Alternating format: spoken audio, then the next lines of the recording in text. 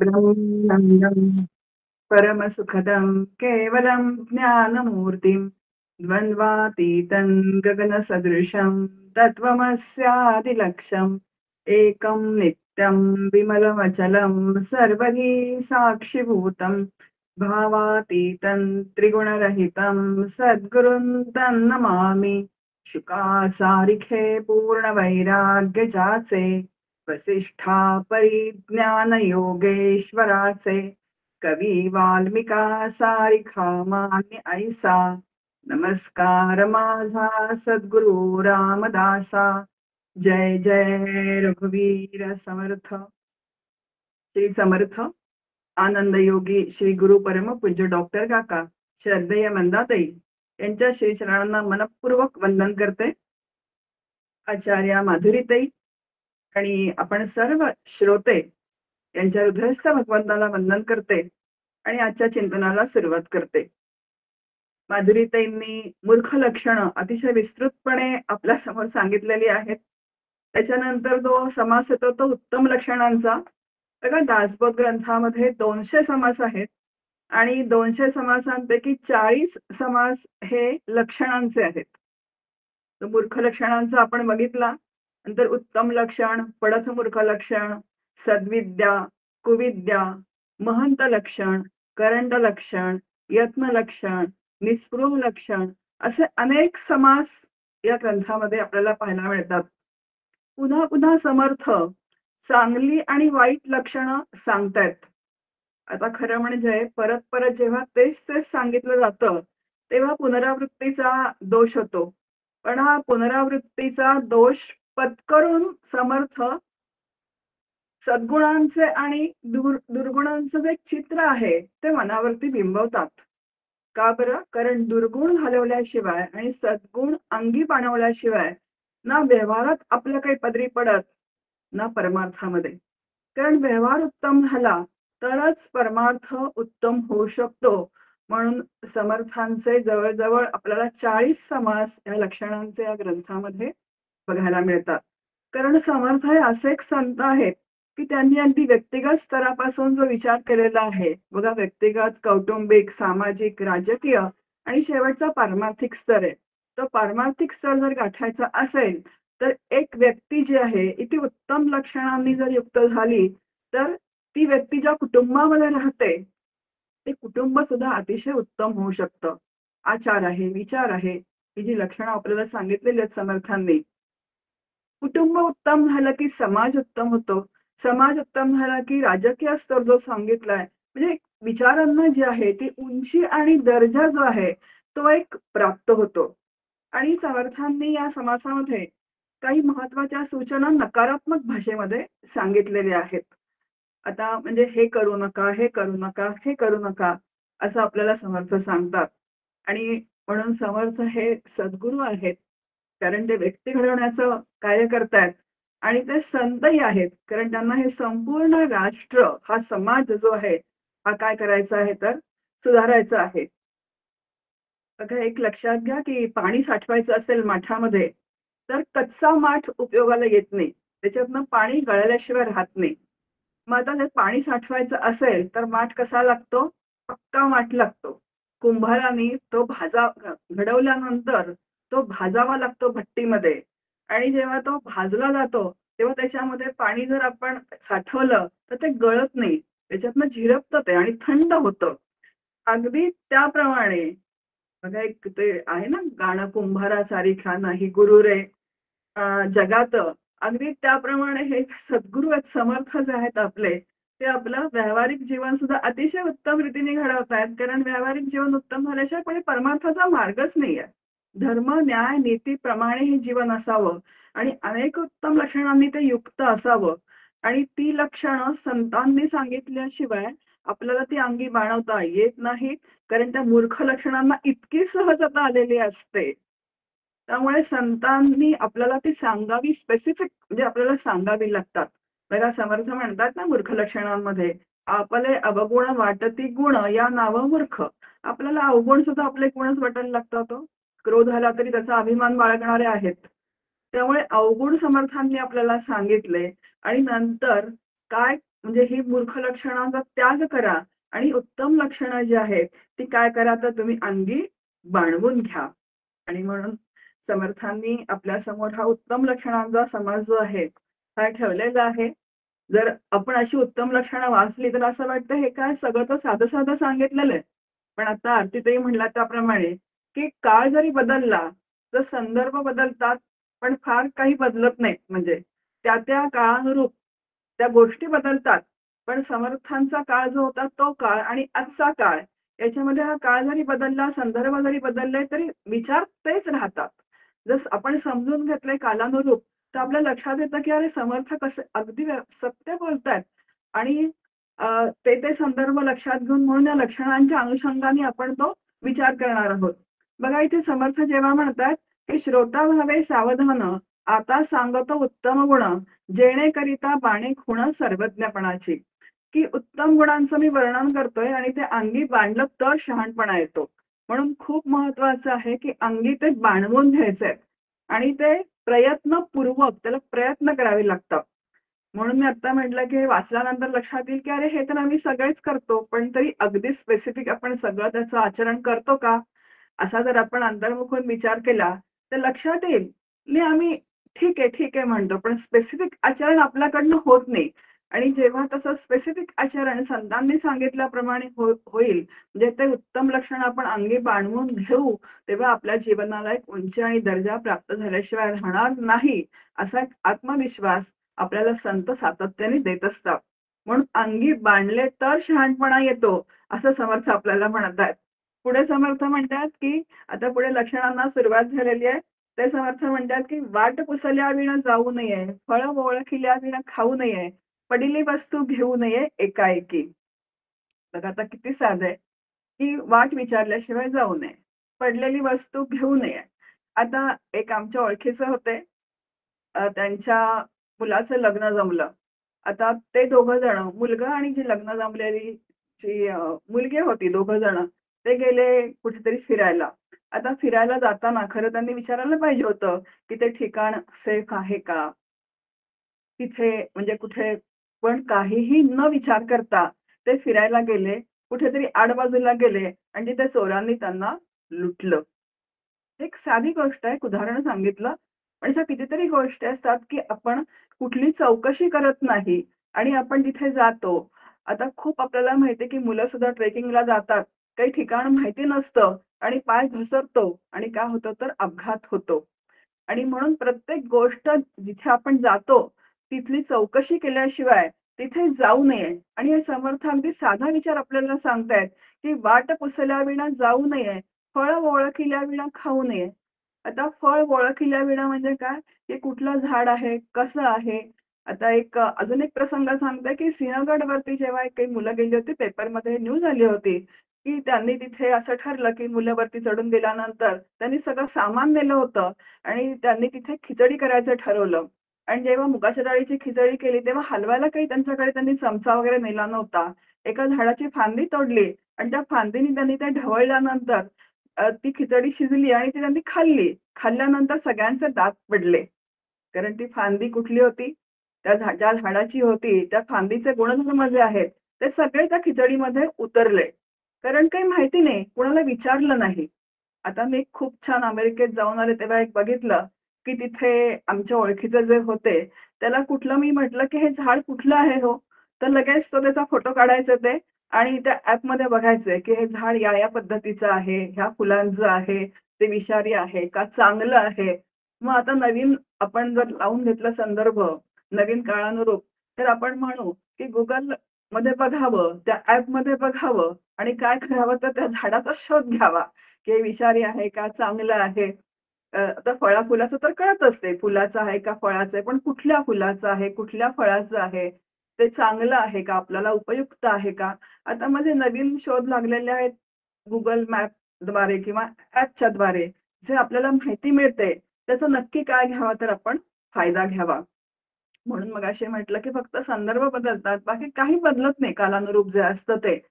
म्हणून पडलेली वस्तू घेऊ नये एकाएकी. हेही आपल्याला माहिती आहे, की कुठे मध्ये बॉम्बस्फोट होत होते, तर कुठली वस्तू रस्त्यातली घेऊ नका, असं आपल्याला बातम्यांमध्ये काय होतं तर सांगितलं जात होतं. म्हणून पुढे समर्थ म्हणतात, अतिवाद करू नये, पोटी कपट धरू नये, शोधल्या विण करू नये, कुळहीन कांता. आता इथे म्हटलं की अतिवाद करू नये. बघा, अतिवाद म्हणजे असं असतं की एक प्रसंग सांगते की काही माणसं जी आहेत ना, आपण कुठे प्रवासात वगैरे गेलो की एकदम पटकन कसे येतात तर अटीतटीवरती येऊन जातात. आता डॉक्टर काकांनी हा सांगितलेला प्रसंग आहे. ते म्हणाले की मी आणि माझा भाऊ जो आहे तो प्रवासाला निघालो होतो. आता आपल्याला माहिती आहे की गाडी जेव्हा गच्च गाड्या भरलेल्या असतात, तेव्हा त्यांच्या भावाने काय केलं, आपली जागा पकडायला म्हणजे ते स्वतः बसले आणि आपल्या भावाची जागा पकडायला मग तिथे काय ठेवलं, तर त्यांनी एक रुमाल ठेवला आणि डॉक्टर काका नंतर चढले. पण ते चढायच्या आधी एक माणूस त्या जागेवरती बसला, रुमाल सरकवून. आता ते भाऊ त्यांचे असं म्हणतायत, की "ही माझ्या भावासाठी मी जागा ठेवलेली आहे, तुम्ही बसू नका." पण तो इतका वादाला पेटला, इतका वादाला पेटला, "तुमची जागा आहे का?" तर तुम्हाला आपल्या सगळ्यांना हा प्रसंग माहिती आहे. हा नेहमी होणारा प्रसंग आहे.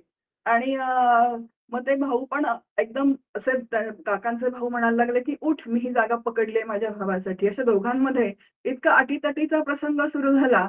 शेवटी डॉक्टर काका त्याला म्हणाले, "हे बघ," म्हणाले, "उठ तू, शांतपणे ती जागा सोडून दे. आपण दोघे जण उभं राहून आनंदाने काय करूयात तर प्रवास करूयात." आता ह्याचा अर्थ असा, की कोणत्या गोष्टीसाठी किती किंमत द्यायची हे ठरवायचंय. उगाचच जिथे काही उपयोगच नाही वाद घालून, तिथे वाद घालण्याच्या भानगडीत पडू नये. म्हणून समर्थ म्हणतात, अतिवाद करू नये. एक प्रसंग सांगितला. घरात सुद्धा आपले अनेक असे प्रसंग येतात, की जिथे वाद करून काहीही उपयोग नाही. तिथे काय करावं तर शांत बसावं आणि वाद करायची वेळ आली तर फार मोजक्या शब्दामध्ये काय होतं तिथून आपण एक्झिट व्हावं. पोटी कपट धरू नये, शोधिला विण करू नये, कुळही न कांता. आता पोटी कपट धरू नये असं जेव्हा समर्थ म्हणतात, तेव्हा कपट जेव्हा पोटामध्ये असतं एखाद्याच्या विषयी, तेव्हा काय होतं हो, कोणाचं अंतःकरण गढूळ होतं, तर माझंच अंतःकरण तिथे काय होतं तर गढूळ होतं. आ सारखं अंतःकरणामध्ये डावपेच, कुणाविषयी तरी काहीतरी विचार जेव्हा सुरू असतात आणि जेव्हा असं अंतःकरण गढूळ असणारं जीवन आपण जगतो दैनंदिन जीवनामध्ये, तेव्हा जे नाम घेतो किंवा ज्या पुढच्या ज्या गोष्टी आहेत सगळ्या, जी आपल्याला प्रगती म्हणजे व्यावहारिक सत्तेमध्ये असेल किंवा त्या व्यावहारिक सत्तेमध्ये जर आपलं अंतःकरण गढूळ असेल, तरी सुद्धा आपल्याला दैनंदिन व्यवहार व्यवस्थित करता येत नाही. पुढे परमार्थ तर खूप दूर राहिला. म्हणून अंतःकरण कसं असावं तर अत्यंत स्वच्छ असावं. पुढे समर्थ म्हणतात, "विचारे विण बोलू नये, विवंचने विण चालू नये, मर्यादे विण हलवू नये, काही एक." चौफेर विचार केल्याशिवाय का करावं तर बोलू नये. म्हणजे सर्वांगीण विचार केल्याशिवाय कुठली कृती करू नये. प्रत्येक गोष्टीला असणाऱ्या मर्यादांचा विचार केल्याशिवाय एक पाऊलही पुढे टाकू नये आणि न्याय, नीती, धर्माची चौकट ओलांडू नये. बघा आता इथे श्री समर्थांचे श्रीगुरु कोण आहेत?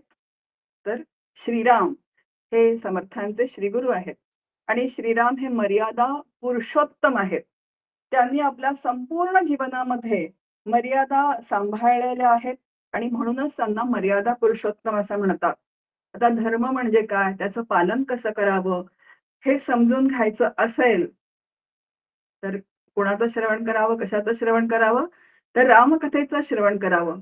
कारण भगवान श्रीरामचंद्रचं जीवन जे आहे हे समजून घेतल्यानंतर लक्षात येतं, की त्यांनी धर्म, न्याय, नीतीप्रमाणे हे जे जीवन जगलेले आहेत आणि म्हणून रामकथा सातत्याने ऐकावी.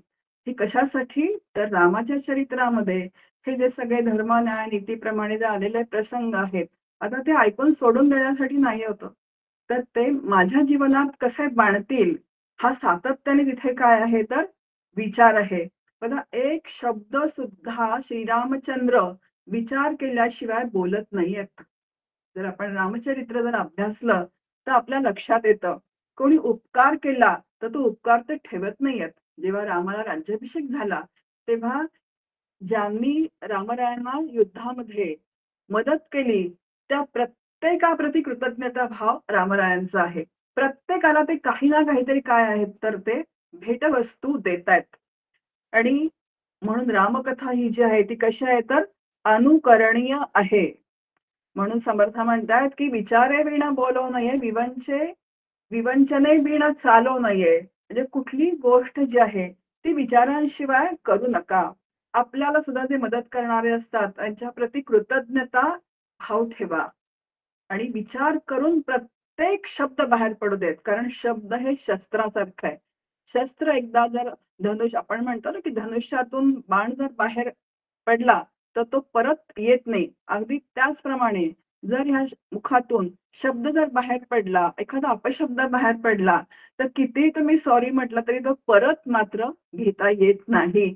म्हणून विचार करून जर आपण बोललो, तर पश्चात्तापाची पाळी येत नाही. बघा एक छान विचार आहे. आपण सगळे म्हणजे अनुकरणीय आहे. म्हणजे आपण सगळे जर राहत असतो, कुटुंबामध्ये आपण राहत असतो. आपण सगळे प्रापंचिक आहोत आणि आपल्याला जेव्हा वाटतं, की आपली पुढची पिढी जी आहे, ती पुढची पिढी आपल्यापेक्षा शारीरिक, मानसिक, बौद्धिक जी आहे, ती आध्यात्मिक दृष्टीने सुद्धा कशी असली पाहिजे, तर उत्तम असली पाहिजे. एक प्रसंग येतो ह्याच्यामध्ये रामकथेमध्ये, की जेव्हा अयोध्येची प्रजा म्हणते, की राम राजा झाला पाहिजे.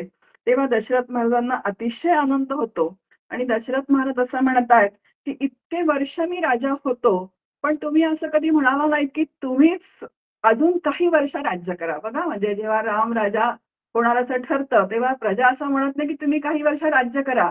उलट त्यांना आनंद होतोय, की राम राजा होणार म्हणून. आणि दशरथांच्या मनामध्ये असं आलं, की सगळी प्रजा कशी झालेली आहे, तर खुश झाली आहे. खरं तर दशरथ महाराजांना दुःख व्हायला पाहिजे होतं, की इतके वर्ष मी राज्य करतोय, आता माझी सत्ता जाणार. खरं म्हणजे प्रजेने म्हणायला पाहिजे होतं, की तुम्हीच काही वर्ष राहा.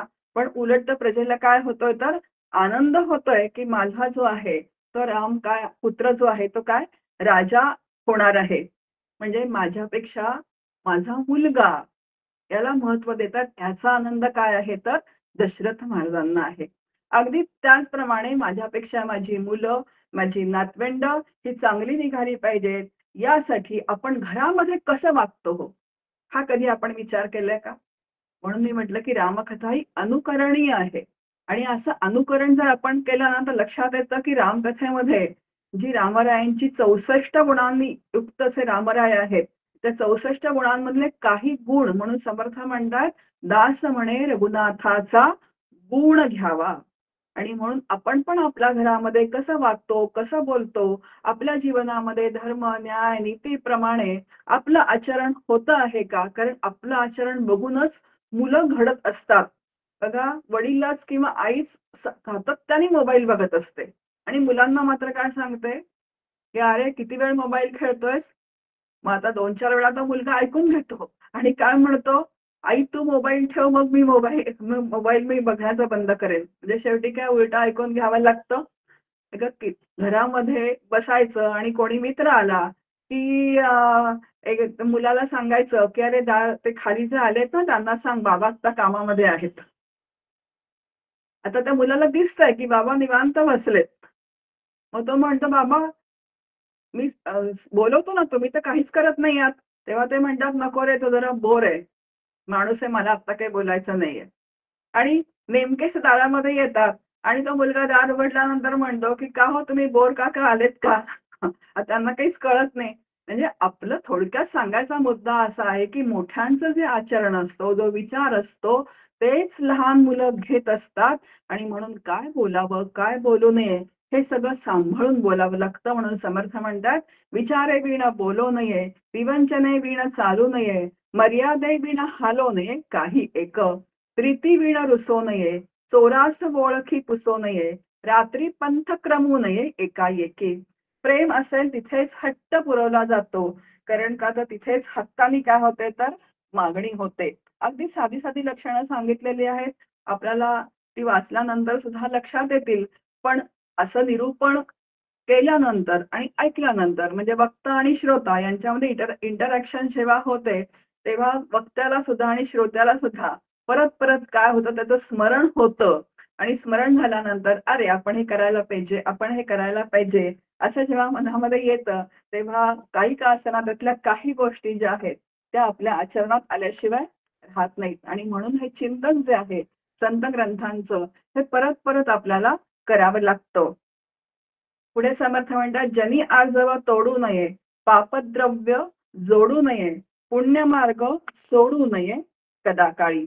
बघा इथे समर्थ म्हणतात की अत्यंत सरळपणा मनाचा असावा, वाम मार्गाने पैसा जोडू नये. आता तुकोबा म्हणतात, जोडूनी धन उत्तम व्यवहारे उदास विचारे वेच करी. जे धन आहे ते कसं करा, तर उत्तम व्यवहार करूनच ते धन धन जे आहे ते सुद्धा उत्तम, जी लक्ष्मी जी आहे ती कशी आहे, तर लक्ष्मी सुद्धा उत्तम घरामध्ये आली पाहिजे. ती घरामध्ये जर चांगली लक्ष्मी आली तरच ती काय होते, तर ती स्थिरपणे घरामध्ये राहते. म्हणून पापद्रव्य जोडू नये, पुण्य मार्ग सोडू नये कदाकाळी. आता पुण्य मार्ग म्हणजे सदाचरण. आता सदाचाराने वागा असं समर्थ इथे म्हणत नाहीये, तर सदाचरण सोडू नका असं इथे आपल्याला समर्थ सांगतायत.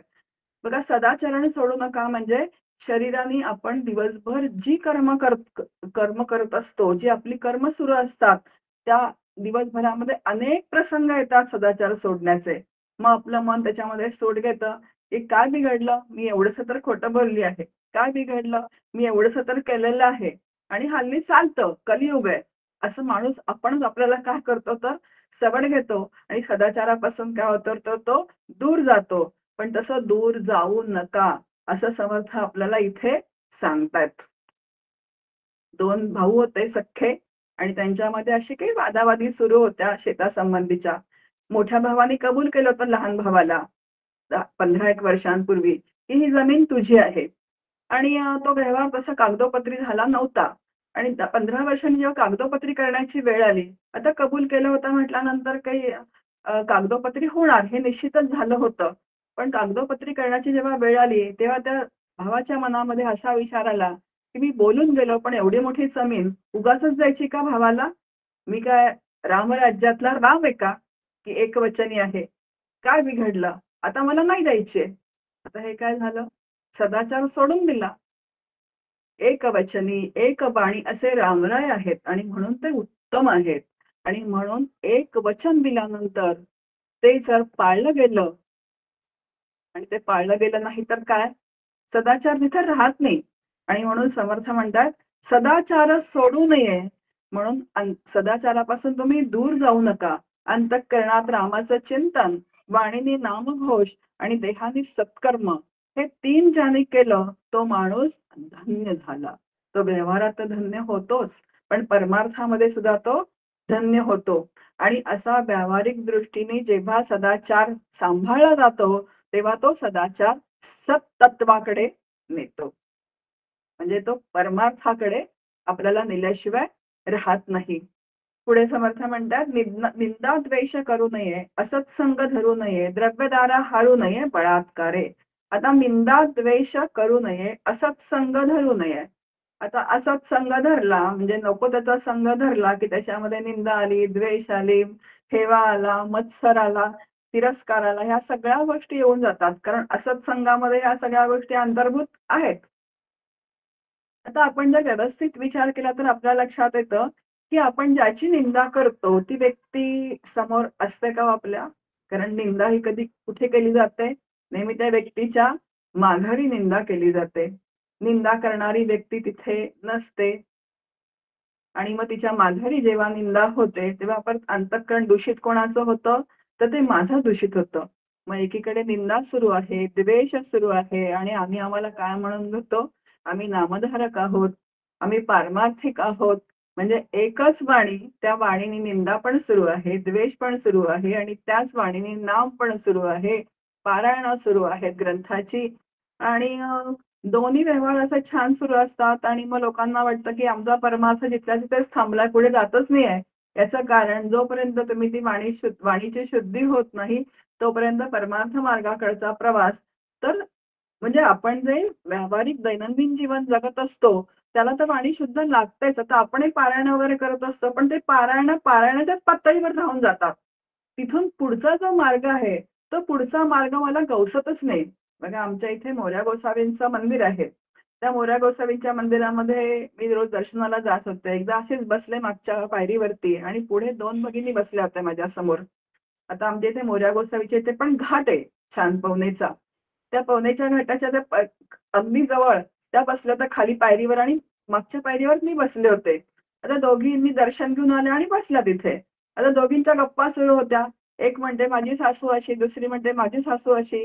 नंतर अजून म्हणते माझी नणंदाशी, दुसरी म्हणते माझी नणंदाशी, ती म्हणते माझी जाऊ अशी आहे, माझी जाऊ तशी आहे.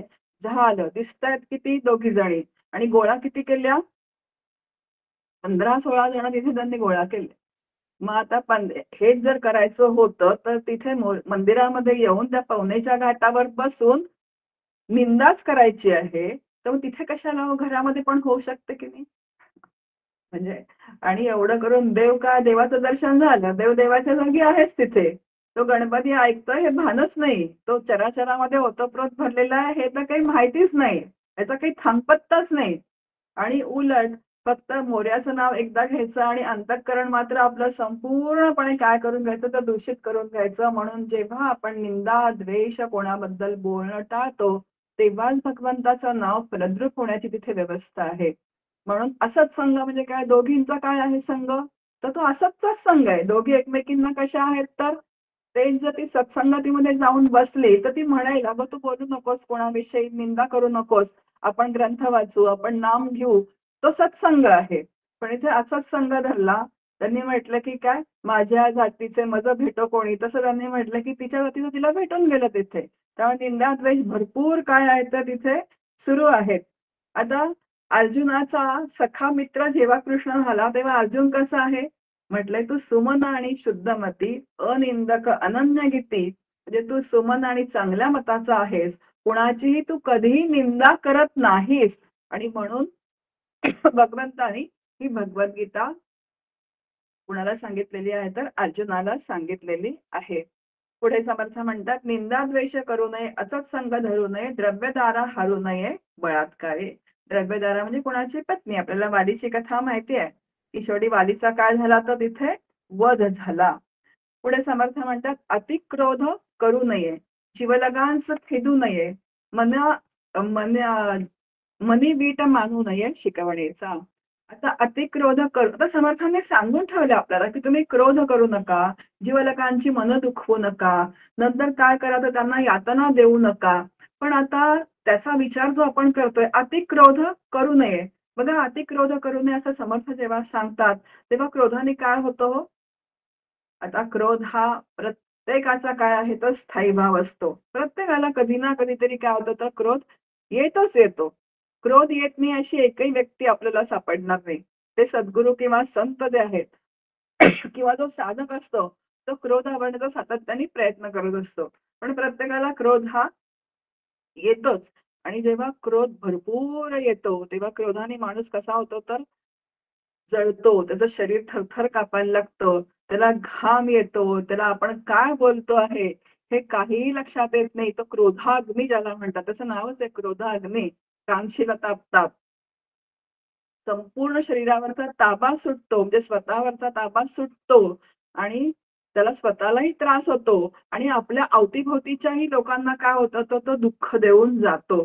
त्याला डॉक्टर काका म्हणतात की तो ज्वालामुखी असतो ना, तो ज्वालामुखीच्या रसामध्ये जसं संपूर्ण सगळं भाजून निघतं, त्याप्रमाणे त्या क्रोधाग्नीमध्ये संपूर्ण घरातले जे कुटुंबीय आहेत ते काय होतात, तर ते पोळून निघतात. म्हणून हा विचार त्याच्या मागे असा आहे की हा क्रोध जो आहे, हा बघा आवरायचा असेल तर त्याला विचार काय आहे, तर आपल्याला डॉक्टर काका सांगतात की तो क्रोध आणलेला असावा, तो आलेला नसावा. आणि जेव्हा सत्संगतीमध्ये आपण असे विचार करतो तेव्हा क्रोध येता येता मला कळतं की अरे हा क्रोध मला त्रासदायक आहे. आणि तो त्रासदायक असेल तर तो मला आवरायला पाहिजे. आणि असं आवरायला शिकलं की हळूहळू आवरता आवरता आवरता आवरता तो कमी व्हायला लागतो. आणि मग जो आणलेला असतो तो मात्र माझ्या ताब्यामध्ये असतो आणि आलेला असतो तो मला त्याच्याबरोबर काय करतो, तर प्रवाहित करून पुढे मला नेतो. आणि म्हणून समर्थ म्हणतात, अतिक्रोध करू नये. म्हणजे क्रोधाने कधीच कुणाचं भलं झालेलं आपण बघितलेलं नाहीये. लोकांची मनं दुखवू नये. कारण आता क्रोध आला की आ, जे आता सुहृद आहेत, आपले कुटुंबीय आहेत, आपली पत्नी आहेत, आपली मुलं आहेत, त्यांना आपण वाटेल ते बोलतो आणि परत आपण काय करतो, तर सांगतो की अरे नाही, मला त्यावेळेस राग आला होता ना म्हणून मी असं बोललो. तुम्ही मनावर घेऊ नका. तरी पण बोललेले शब्द जे बाहेर पडतात ते जिव्हारी लागल्याशिवाय राहत नाहीत. पुढे म्हणतात, क्षणक्षणा रुसू नये, लटिका पुरुषार्थ बोलू नये, केल्याविना सांगू नये आपला पराक्रम. क्षणक्षणा रुसू नये. आता सारखं जर रुसत राहिलं तर रुसव्याची काही किंमत राहते का? एक खूप छान प्रसंग झाला. मी शिवथरगडीत गेले होते लहान मुलांच्या वर्गाला. आता तिथे काही सत्र अशी असतात. आता खेळण्याचं सत्र होतं. त्यांना मुलांना सगळ्यांना सोडलं खाली खेळायला. गळीच्या खाली ग्राउंड आहे. तिथे सगळ्या मुलांना खाली सोडलं खेळायला. आम्ही असा थोड्याशा गप्पा मारत बसलो होतो. तेवढ्यात एक छोटी मुलगी 10-12 वर्षाची रडत-रडत आली खूप जोरजोरामध्ये. अलकाताईंनी विचारलं, "काय गं, काय झालं तुला रडायला?" तर म्हणाली, "बघा ना काकू," म्हणाली, "मला ना कोणीच खेळायला घेत नाही." तर म्हणाले, "तू काय केलंस?" तिने काय काय सांगितलं. ती म्हणे, "मला कुणीच खेळायला घेत नाही. सगळे म्हणतात तू आमच्यामध्ये नको." मग नंतर त्यांनी तिला थोडं जवळ घेतलं. मग ती अजून बोलती झाली. ती म्हणाली, "माझ्या सोसायटीमध्ये ना आमच्या घरी माझ्या सोसायटीमध्ये मी खेळायला गेले की असंच मला होतं, की मला कुणीच खेळायला घेत नाही आणि म्हणून मला आईने इथे पाठवलं. तर इथे पण काय तर तेच." आता मग मुलांना बोलवलं त्यांनी आणि सांगितलं, की "का रे हिला खेळायला घेत नाही?" मग त्यांनी अनेक गोष्टी सांगितल्या, की असं करते, ती तसं करते, सारखी फुगून बसते, सारखी रुसून बसते, रडीचा डाव खेळते. आता हे लहानपणी ठीक आहे हो. पण आता हेच जर आता गुण म्हणायचं का अवगुण म्हणायचं? हे जर मोठेपणी राहिले, तर काही किंमत राहील का त्या व्यक्तीची? ना घरात किंमत राहत, ना समाजामध्ये किंमत राहत, कुठेच किंमत राहत नाही. म्हणून समर्थ म्हणतात, "क्षण-क्षणा रुसू नये." जरा विचार करा. जर आपल्याला राहायचं असेल, आता ह्याच्यामागे खूप विचार आहेत. तर समर्थाने संपूर्ण ग्रंथभर आपल्याला सांगून ठेवलेलं आहे. का आता कसा आपल्यावरती आपण ताबा मिळवायचा त्याचा. म्हणून लटिका पुरुषार्थ बोलू नये, केल्याविना सांगू नये, आपला पराक्रम. उगाचच मोठ्या-मोठ्या गप्पा मारायच्या. 1-2दा लोकं ऐकून घेतात आणि परत काय होतात तर तुम्हाला ते टाळायला लागतात. आणि असं व्हायचं नसेल तर आपणच आपलं आत्मपरीक्षण करायला शिकलं पाहिजे, की ह्याच्यातले कुठले जे अवगुण आहेत ते मला काढायला पाहिजे आणि मला कसं माझं जे आचरण आहे, ते कसं सुधारायला पाहिजे. बोलीला बोल विसरू नये, प्रसंगी सामर्थ्य चुकवू नये, केल्याविना निखंदू नये, पुढिलांसी कदा. आपण एकदा मांडलेलं मत कदापिही दिलेलं वचन विसरू नये किंवा बोलण्यात मग विसंगती दिसते. एकदा एक बोलतोय, एकदा एक बोलतोय. म्हणून श्रीराम कसे आहेत तर एकवचनी आहेत. आणि म्हणून परत-परत तोच मुद्दा येतो, की आपण जेव्हा रामचरित्र ऐकतो, कारण कृष्ण कथा ही अनुकरणीय नाही आहे. तर रामचरित्र हे जे आहे, रामकथा जी आहे, ती अनुकरणीय आहे. दिलेलं वचन जे आहे, ते विसरत नाहीयेत. एकदा त्यांनी कैकेयी मातेला जे वचन दिलेलं आहे, ते तिथून माघारी फिरलेले नाहीयेत, की नाही मी जाणार नाही, तू कोण सांगणारी. एकदा वचन दिलं, की ते वचन पाळायचं. आणि म्हणून एकवचनी असं जे श्रीराम आहेत आणि जेव्हा असं वचन पाळलं जात नाही, तेव्हा विश्वासार्हता तिथे गमावून बसलेली असते. जे स्वतः काही करायचं नाही, स्वतः कशाचं पालन करायचं नाही आणि दुसऱ्यांना मात्र उपदेश करायचा, की तू हे कर, तू ते कर. कारण समर्थ मुळात कसे आहेत तर आधी करावे आधी करावे आणि मग करवावे. आधी ते स्वतः कृती करतायत आणि मग दुसऱ्यांना ते सांगतायत. मला डॉक्टर काका नेहमी म्हणतात, की माझ्याकडे बरेच असे येतात. ते म्हणतात, की "आमच्या मुलाला तुम्ही समजावून सांगा, तो आमचं ऐकत नाही." आणि आता का ऐकत नाही? कारण त्यांनी त्यांचं तेज सांभाळून ठेवलेलं नसतं. जे स्वतः तसं त्यांचं आचरण नसल्यामुळे मुलं म्हणतात, आता मुलं अगदी तोंडावर बोलत नसतील, तर त्यांच्या लक्षात येतं, की हे वागत नाहीत आणि आम्हाला काय सांगतायत.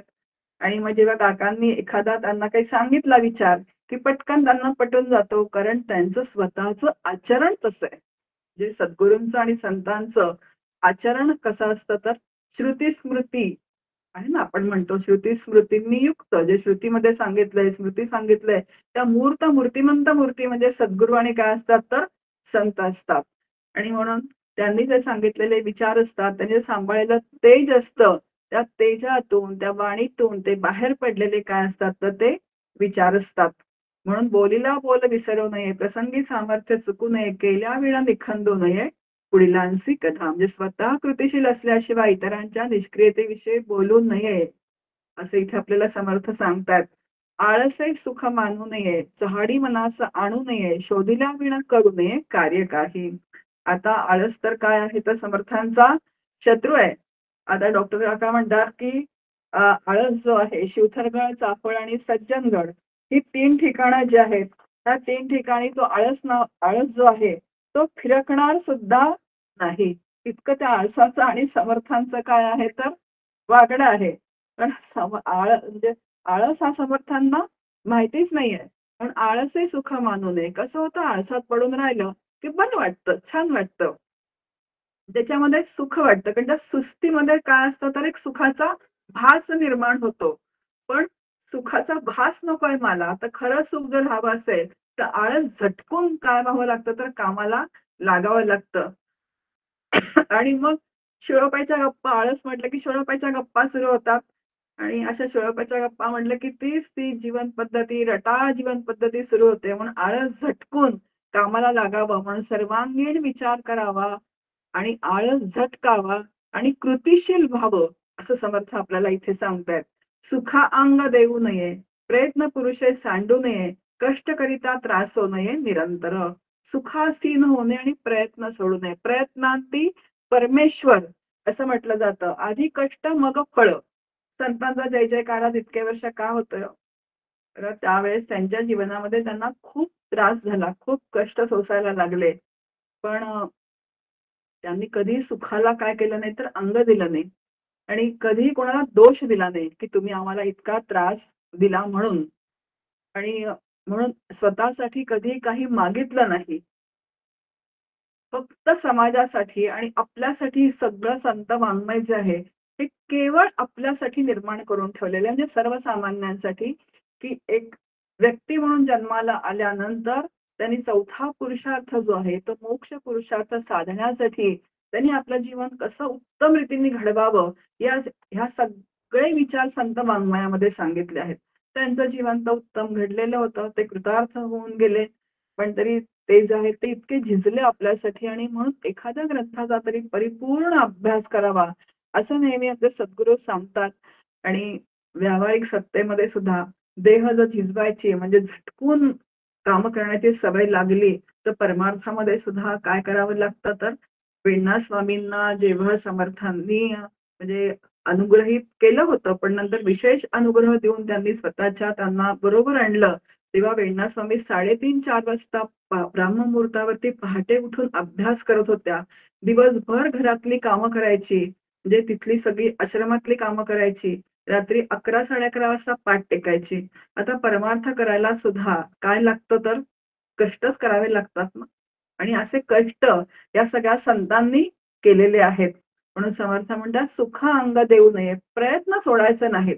भले परमार्थ सिद्ध माझा होणारच हा आत्मविश्वास, जे व्यवहारही उत्तम झाला पाहिजे आणि माझा परमार्थही उत्तम झाला पाहिजे. अशा दोन्हींची खुणगाठ बांधून जर आपण आपले प्रयत्न करत राहिलो, नक्की मला एक ना एक दिवस यश मिळणार आहे. आणि प्रयत्नांती परमेश्वर म्हणजे ते यश मिळतं हा अनुभव आहे. पुढे समर्थ म्हणतात, "सभेमध्ये लाजवू नये, बाष्कळपणे बोलू नये, पैज होळ घालू नये काही केल्या." आता पैजा महाभारत कशामुळे झालं आपल्याला माहितीये. त्यामुळे उगाचच आपण सामान्य आहोत, उगाचच नसत्या भानगडीत पडू नये. पुढे म्हणतात, "बहुत चिंता करू नये, राहू नये, निसुकपणे राहू नये, परस्त्रीते पाहू नये, पापबुद्धी." आता बहुत चिंता करू नये. आता चिंता काय करते आपल्याला मंदाताई म्हणतात, चिंता जी आहे ते चिंता चाळते आणि भगवंताचं चिंतन जे आहे ते काय तारतं. चिंता जाळते. चिंता आपल्याला चितेवर नेल्याशिवाय राहतच नाही. कारण अखंड कशाची चिंता आहे त्या प्रपंचाची चिंता आहे. आणि ह्या चिंता करत, करत, करत का चिंता वाटते आपल्याला? परिस्थितीची चिंता वाटते. परिस्थिती अनुकूल असेल तर चिंता वाटत नाही. परिस्थिती प्रतिकूल असेल तर चिंता वाटते, की कसं होईल आणि काय होईल? कारण ज्या भगवंताचं आपण नाम घेतो, ज्या भगवंताची भक्ती करतो, त्याच्यावरती आपल्याला काय नसते तर श्रद्धा नसते. म्हणून व्यावहारिक सत्तेमध्ये सुद्धा दैनंदिन जीवन जगत असताना आपण भगवंताबद्दल अत्यंत श्रद्धा अंतःकरणात बाळगणं खूप महत्वाचं असतं.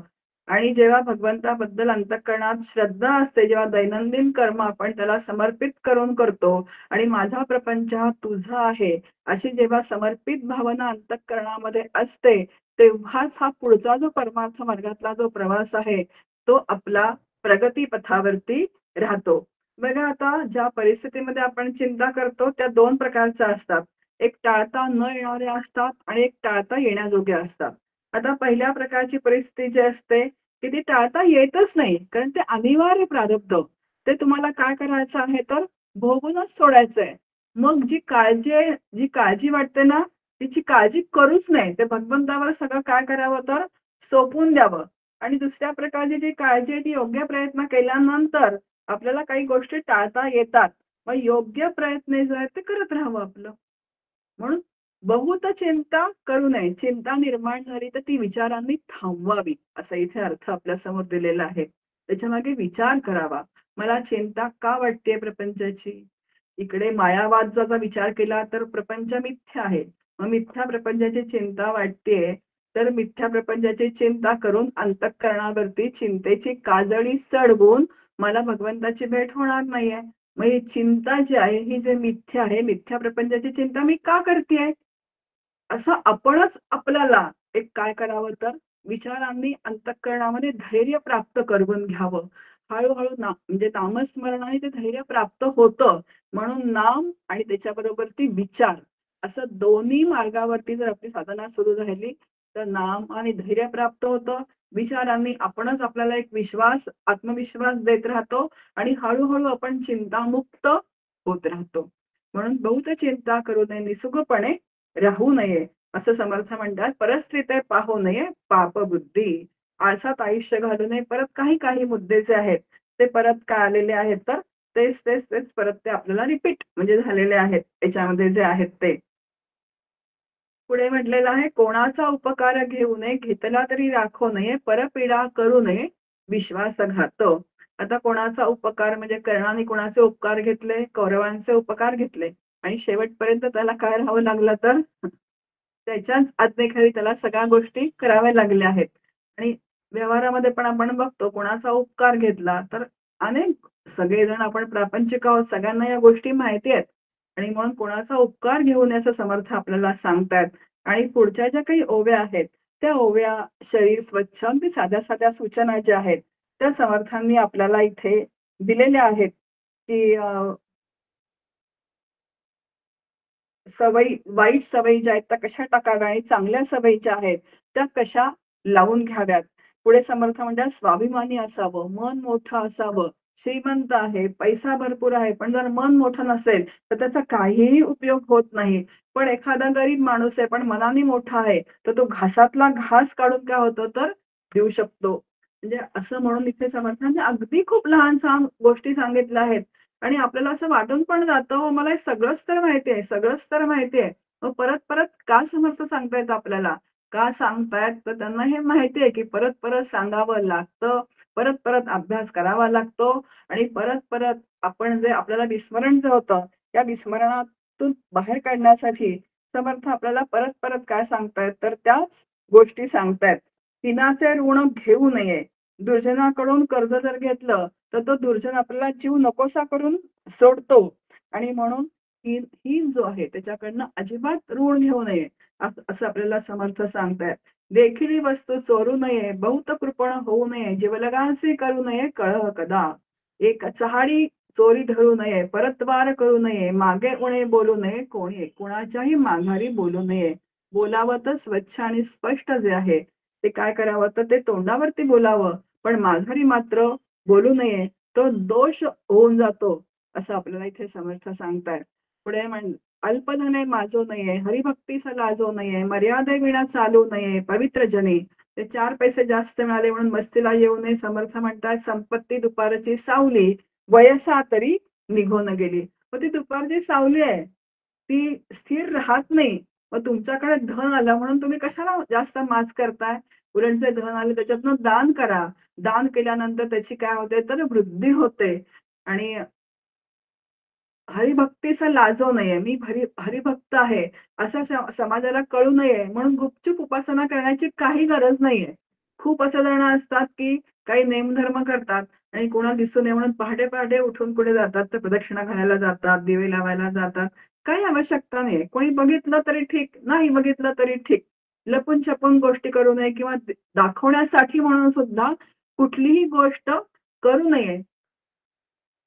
मूर्खाचे संबंध पडू नये, अंधारी हात घालवू नये, दूषितपणे विसरू नये वस्तू आपली. बघा एक तर मूर्खाचे संबंध येऊ नये सरळ-सरळ आहे, नक्कीच चांगल्या संगतीमध्ये राहावं पुढे, कारण त्यांच्या संगतीमध्ये संपूर्ण वेळ वाया जातो. काही आपल्या पदरी पडत नाही. आता वस्तू शोधण्यासाठी अंधाऱ्या जागेमध्ये हात घालू नये. आता त्यावेळेस खेडेगावामध्ये अंधाऱ्या जागेमध्ये हात घातला की अनेक प्राणी असायचे. नंतर त्याच्यापासून भय असायचं. पण आज सुद्धा कुठेतरी अनोख्या जागी हात घालू नये आणि विसरभोळेपणाने आपल्या वस्तू जागोजागी विसरू नयेत. आपल्याला असं वाटतं आम्ही कुठे विसरभोळे आहोत. परवाच एक प्रसंग असा झाला, आम्ही शार्लेटला विमानामधून खाली विमान लँड झालं आणि आम्ही सगळं सिक्युरिटी वगैरे करून बाहेर आलो. आमच्या बरोबर एक व्हीलचेअरवर असणाऱ्या काकू होत्या, त्या आमच्या बरोबरच पुण्यातनं आल्या होत्या. आणि तिथे उतरल्यानंतर त्यांना काही त्यांचा मुलगा यायचा होता म्हणून आम्ही थांबलो होतो. आणि तेवढ्यात माझ्या असं एक लक्षात आलं, की अरे आपला फोन विमानामध्ये विसरला. बरं का. आता म्हटलं बापरे! आता काय करायचं? आपण बाहेर तर आलो म्हटलं सिक्युरिटी करून. तेवढ्यात माझ्या लक्षात असं आलं, की तो व्हीलचेअर घेऊन जो उभा होता, त्याला मी म्हटलं मिस्टरांना म्हटलं, की "त्याला जरा विचारता का, की काही फोन सापडेल का? म्हणजे तिथे विमानामध्ये विसरलाय माझा." त्याला सांगितल्यानंतर तो म्हणाला, "तुम्ही इथेच थांबा, कारण तुम्हाला जाता येणार नाही." पण म्हणे मी निरोप देतो आणि मग त्याने तिथे कोणाला तरी सांगितलं आणि एक 15-20 मिनिटांनी फोन मिळाला म्हणून असा निरोप आला. मग फोन माझ्यापर्यंत आल्यानंतर मी तो ओपन केला वगैरे ते झालं सगळं प्रकरण. पण सांगण्याचा मुद्दा असा आहे, की इथे विसरभोळेपणाने आपल्या वस्तू जागोजागी विसरू नयेत. मला असं वाटतं, की मी कुठे हो विसरणारी आहे? सगळं माझ्यासारखी हुशार मीच आणि मी सगळ्या वस्तू बरोबर घेऊन व्यवस्थित जाते. पण विसरला की नाही फोन? मग तिथेच मला समर्थांनी सूचना दिली, की "आत्ता फोन विसरला, पण अजून तुला खूप फिरायचं आहे. त्यामुळे आता सगळ्या वस्तू तू सांभाळून ठेव." कारण आपला हा दासबोध ग्रंथाचा अभ्यास ऑनलाईन सुरू होता सगळीकडून आणि पुढचे समास काय आहेत तर आपले अभ्यास करायचे म्हणजे वाचनाचं सातत्याने त्या वाचनामध्ये सुरूच होते अभ्यास करायचा. कारण सतत ग्रंथ आपण वाचतच राहतो. पण आपल्याला असं वाटतं जेव्हा प्रसंग येतो ना, तेव्हा लक्षात येतं, की समर्थांनी किती बारीक-सारीक गोष्टी सांगितलेल्या आहेत तुमच्या दैनंदिन जीवनामधल्या. आणि एक फोन जर मला विसरला असता तिथे आणि जर मला मिळाला नसता, म्हणजे तो विसरला होताच आणि जर मला मिळाला नसता, तर माझी संपूर्ण ट्रिप कशी झाली असती? कोणाचं अनुसंधान राहिलं असतं? त्या फोनचं अनुसंधान राहिलं असतं. आणि म्हणून मला समर्थांचे हे जे विचार आहेत, त्याची इथे आठवलंय. अरे, खरंच समर्थ किती आपलं परीक्षण करतायत, की माणूस किती खननशील असू शकतो आणि किती गोष्टी विसरू शकतो, काय करू शकतो, असं सगळे बारकावे समर्थांनी याच्यामध्ये टिपलेले आहेत. पुढे समर्थ म्हणतात, "स्नान-संध्या सांडू नये, कुळाचार खंडू नये. हे नित्य नैमित्तिक जी कर्म आहेत, हे नित्य नैमित्तिक कर्माने काय होतं, तर चित्ताची शुद्धी होते आणि चित्ताची शुद्धी म्हणजे कुळधर्म, कुळाचार करा, असं समर्थांनी सांगितलेलं आहे. म्हणजे आपल्या ज्या कुळामध्ये ज्या काही गोष्टी असतील त्या सगळ्या करा आणि चित्तशुद्धी झाल्यानंतर पुढचा परमार्थातला जो आहे मार्ग जो आहे चित्तशुद्धीने काय उपासनेने चित्ताची शुद्धी होते, शांती होते आणि शुद्धी होते. आता हे कर्मामध्ये मोडतं. स्नान, संध्या जरी आपण त्याला उपासना म्हणत असो, तरी उपासना पण कर्मामध्येच मोडते. चित्त शांत आणि चित्त शुद्ध होतं. हरिकथा सांडू नये, निरूपण तोडू नये, परमार्थास मोडू नये प्रपंच वेळे. म्हणजे परमार्थ करता करता सुद्धा हरिकथा जी ती सातत्याने ऐकावी. पूर्वी चातुर्मासामध्ये एखादा ग्रंथ लावला जायचा. आमच्या लहानपणी पुण्यामध्ये मुरलीधराचं मंदिर होतं. त्याच्यामध्ये एक रघुनाथ शास्त्री जोशी म्हणून यायचे. त्यांचा चातुर्मासभर ते कथा सांगायचे. भले 4 माणसं समोर असू देत, कोणी असू देत. ते चातुर्मासभर तो ग्रंथ सांगत असायचे. जे ऐकतील त्यांना ते काय जे मिळायचं ते मिळणार त्याच्यामधून. पण एखादा ग्रंथ सलग ऐकावा असं सांगितलं जातं. आणि नाहीतर मग आम्हाला प्रपंचातनं जमत नाही, आज जमलं, उद्या जमलं नाही असं नाही. तर त्याला एक तप म्हणतात, की 4 महिने सातत्याने तो ग्रंथ जे सांगणारे आहेत आणि ऐकणारे आहेत म्हणजे वक्ता आणि श्रोता हा सातत्याने तोच असावा. आता समोरासमोर नाही, पण ऑनलाईनच्या माध्यमातून सुद्धा आपण काय असतं तर वक्ता आणि श्रोता जो असतो, तो सातत्याने वक्ता बोलत असतो, त्याचाही अभ्यास होत असतो आणि श्रोता जो श्रवण करत असतो, त्याचाही काय असतं तर अभ्यासच होत असतो. देवाचा नवस बुडवू नये, आपला धर्म उडवू नये. समर्थ म्हणतात देवाचा नवस जर बुडवला म्हणजे देवाला बोललेला नवस जर बुडवला, जो देवाला फसवतो, तो सामान्य म्हणजे व्यवहारामध्ये काय व्यवहार करणार? तेव्हा समर्थांचे जे बंधू आहेत गंगाधर श्रेष्ठ ज्यांना म्हणतात, त्यांनी नवस बोलला होता सोन्याचं फूल वाहीन म्हणून. तर ते सोन्याचं फूल समर्थांनी जेजुरीला जाऊन वाहिलेलं आहे नंतर. म्हणजे आपल्या बंधूंनी केलेला नवस समर्थांनी फेडलाय. तर आता नवस करा असं समर्थ सांगत नाहीयेत. जर केला तर तो फेडल्याशिवाय तुम्ही राहू नका, असं समर्थ आपल्याला सांगतायत. पुढे म्हणतात निष्ठुरपण धरू नये, जीवहत्या करू नये, पाऊस देखून जाऊ नये अथवा अवकाळी. जसं आहे की अंतःकरणात कठोरपणाला थारा देऊ नका, अंतःकरण मृदू असावं. जे अंतःकरण प्रपंचामध्ये मृदू असतं, मऊ असतं, प्रेममय असतं, जे आपल्या मुलांना, आपल्या कुटुंबियांना प्रेम देऊ शकतं, तेच भगवंतावरती प्रेम करू शकतं. आणि म्हणून समर्थांनी हे आपल्या सगळं सांगितलंय की निष्ठुरपणा धरू नये, जीवहत्या करू नये, अकारण उगाचच किडा मुंगी मारणं. वगैरे लहान लहान मुलं असतात, ते पटापटा काहीतरी त्यांना काही सवय असते मुलांना काही गोष्टी करण्याची. पण त्या आई-वडिलांनी सांगाव्यात, हे तू करू नकोस म्हणून. पाऊस किंवा फार दुष्काळ असेल, तर आपल्या जीवाला जर धोका असेल तिथे, खूप पूर आला आणि जायचं. हा एवढा मोठा जो नरदेह मला मिळालेला आहे, हे जे घबाड मला मिळालेलं आहे, तेच जर गेलं त्या पाण्याबरोबर वाहून, तर पुढचं सगळंच काय होऊन जाईल, तर थांबून जाईल. दुष्काळ आहे, जर पाण्याचा थेंब मिळत नाही, तिथे गेलं, तर प्राण काय होतील, तर प्राण तिथे राहणार नाहीत पाण्याच्या अभावी, दुष्काळाच्या अभावी. त्यामुळे हा जो नरदेह सांभाळायचा असेल, तर या सगळ्या आपल्याला छोट्या-छोट्या गोष्टी समर्थांनी याच्यामध्ये सांगितल्या आहेत. गुरु विरहित असू नये, नीच यातीचा गुरु करू नये, जिणे शाश्वत मानू नये वैभवेसी. आता गुरु विरहित असू नये, जन्माला आल्यानंतर सद्गुरू करावेत. सद्गुरूंचं महात्म्य आपल्याला समर्थांनी सांगितलं आहे. देहधारी गुरु जे आहेत ते करावेत. कमीपणा आणणारे गुरु करू नयेत. आता हा जो विषय आहे, हा गुरु लक्षण समासामध्ये किंवा गुरु निश्चय समासामध्ये हा आपल्याला येईल आणि त्याचा विचार तेव्हा तो होणार आहे. जिणे शाश्वत मानू नये. म्हणजे हे जे मला जीवन मिळालेलं आहे ते शाश्वत नाही, नाशिवंत आहे. म्हणजे नाशिवंत देह जो मला मिळाला आहे, त्या नाशिवंत देहामध्ये जर ह्या जीवनाचं सार्थक करून घ्यायचं असेल, तर सद्गुरू केले पाहिजेत. ते सद्गुरू कसे असावेत, हा विचार आपल्याला पुढे समर्थांनी सांगितलेला आहे. सत्य मार्ग सांडू नये, असत्य पंथे जाऊ नये, कदा अभिमान घेऊ नये असत्याचा. आता सत्य मार्ग सांडू नये. आपल्याला माहिती की सत्य आणि असत्य. आता सत्य तत्व आहे आणि असत्य काय आहे? तर सत्याची बाजू घेणारे जे आहेत, त्यांचा विजय झाल्याशिवाय राहत नाही आणि सत्य हे एक मोठं शस्त्र आहे. तात्कालिक लाभाचा विचार करून जिथे असत्य बोललं जातं, तिथे काय होतं? तात्कालिक लाभ होतो तिथे. पण नंतर ज्या गोष्टी निस्तरणं खूप कठीण जातं. आपण म्हणतो बघा, एक खोटं बोललं की त्याच्यासाठी 10 खोटी बोलावी लागतात. मुंडक उपनिषदामध्ये एक मंत्र आहे, सत्यमेव जयती नानृतम्. म्हणजे सत्याचाच नेहमी विजय होतो. एक व्यवस्थित जर विचार केला तर आपल्या लक्षात येतं, की असत्याचा स्वीकार कधी केला जातो? जेव्हा सत्याला सामोरं जाण्याचं धैर्य नसतं तेव्हा. मग जेव्हा सत्याला सामोरं जाण्याचं धैर्य नसतं, तेव्हा असत्याचा स्वीकार केला जातो. मग असत्याचा स्वीकार हाच पर्याय आणि सत्याचा काय आहे तर जय आहे. कारण सत्य झेपत नाही, म्हणून असत्याचा स्वीकार केला जातो आणि तिथे पण सत्याचा जय आहे. म्हणून सत्य मार्ग सांडू नये, कारण अखेर सत्याचाच जय होतो. त्यामुळे सत्य मार्गांनीच वाटचाल करावी, असत्य पंथाने जाऊ नये आणि कधा अभिमान घेऊ नये असत्याचा. म्हणजे असत्याचा पुरस्कार सुद्धा करू नये. कारण सत्यासारखं शस्त्र नाही असं समर्थ सांगतायत.